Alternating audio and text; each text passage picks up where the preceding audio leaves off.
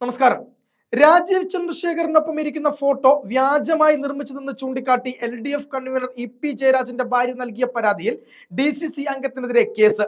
Thiruvananthapuram DCC അംഗം Thomas ഡിക്രൂസിനെതിരെ Valapattanam പോലീസാണ് കേസെടുത്തിരിക്കുന്നത്. രാജീവ് ചന്ദ്രശേഖറിനൊപ്പമുള്ള PK ഇന്ദ്രയുടെ ചിത്രം വ്യാജമായി നിർമ്മിച്ച് പ്രചരിപ്പിച്ചതിനാണ് കേസ്. തോമസ് ഡിക്രൂസിന്റെ സാമൂഹ്യ മാധ്യമ അക്കൗണ്ടുകളിൽ ചിത്രം പോസ്റ്റ് ചെയ്തിരുന്നു.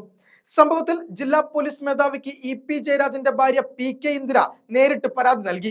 പരാതിയുടെ അടിസ്ഥാനത്തിൽ മാനനഷ്ടത്തിനും വ്യാജരേഖ നിർമ്മാണത്തിനുമാണ് കേസെടുത്തിരിക്കുന്നത്. രാജീവ് ചന്ദ്രശേഖറിനൊപ്പം മറ്റൊരു സ്ത്രീ ഇരിക്കുന്ന ഫോട്ടോയിൽ തന്റെ ഭാര്യയുടെ തല സ്ഥാപിച്ച് പ്രചരിപ്പിച്ചതിന് പിന്നിൽ VD സതീശനാണെന്ന് EP ജയരാജൻ ആരോപിച്ചു. നിരാമയുമായി ബന്ധമില്ലെന്ന് രാജീവ് ചന്ദ്രശേഖർ മാധ്യമങ്ങളോട് പറഞ്ഞിരുന്നു.